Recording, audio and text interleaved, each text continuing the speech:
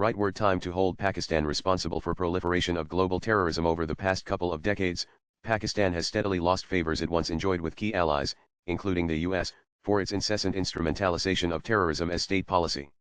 As the post-9/11 world increasingly adopted global norms on no tolerance for terrorism, Pakistan remained stuck in its tactics of viewing militant networks as strategic assets, particularly deployed against India. Embarrassingly exposed time and again, the country currently finds itself amid multiple crises at once, from a precarious economic state to existentially threatening insurgencies, all exacerbated by a severely weakened global standing.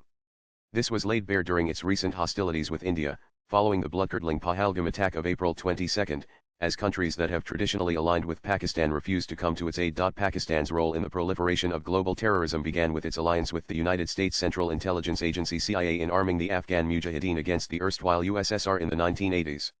However, this policy of using militant proxies for geopolitical ends was soon institutionalized by the Pakistani establishment, which then deployed the same tactics to undermine India, and specifically stir up Islamist militancy in Kashmir. Even as it projected itself as a US ally in the global war on terror, it continued to shelter and support radical elements, reflected in its infamous distinction between good Taliban and bad Taliban.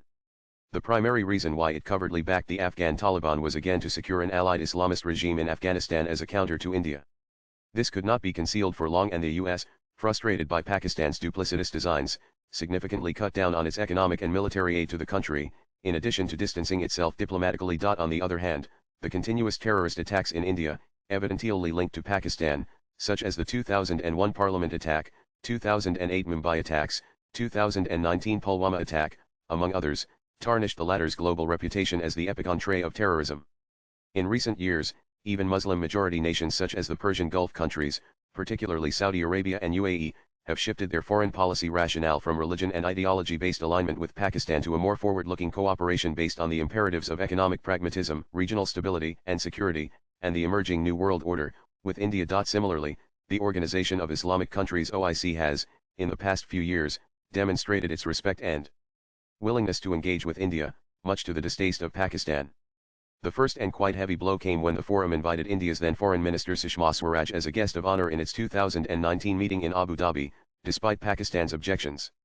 The next year, in a departure from its usual stance, the OIC declined to have Kashmir on its agenda, reflecting Pakistan's deteriorating standing in the forum and India's increasing global clout. Although amid the recent military escalations between the two neighbors in the wake of the Pahalgam terror attack, the OIC appears to have favored Pakistan's narrative on Kashmir, inciting censure from India, it remains questionable how long it is going to last, given Pakistan's free-falling economic, security and diplomatic situation, as well as the organization's history of snubbing the country's requests more often than not. Destabilizing Pakistan's strategic calculus and exacerbating its internal crisis is its once intimate ally, the Afghan Taliban.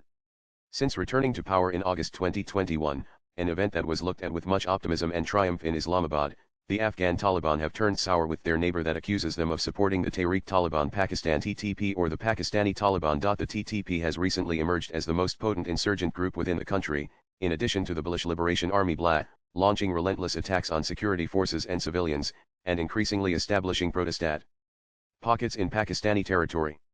The loss of the Afghan Taliban as a reliable ally against India despite years of covert and risk-laden backing certainly constitutes an existential setback for Pakistan, made worse by the growing engagement between the Afghan Taliban and India. The decades of Pakistan's instrumentalization of terror have left it in a position that it itself finds difficult to get out of. Not only has the sponsorship of terrorism backfired on its own people as it ranks second in the Global Terrorism Index 2025, but the years of neglect of its internal issues has bred insurgencies that have attacked even Chinese workers and projects, jeopardizing its most strategic partnership. As Pakistan suffers from alarming inflation, dropping currency and foreign exchange reserves, and dependence on IMF bailouts and bilateral loans, its internal security crises have not only weakened it politically but also economically by staving off any potential investment. Swipe left for next video. Pakistan is on a self-destructive path as one looks at the shifting geopolitical landscape wherein nations prioritize stability, economic cooperation, and counter-terrorism over religious or ideological affiliations. Its continued backing of terror has already cost it irreparably, both internally and externally. Unless it radically recalibrates its geopolitical strategy, one that has no space for terror proxies, the future seems grim for the country. The writer is an author and a columnist. His X handle is Arunanandliv. Views expressed in the above piece are personal and solely those of the author. They do not necessarily reflect News 18's views. Latest blogs.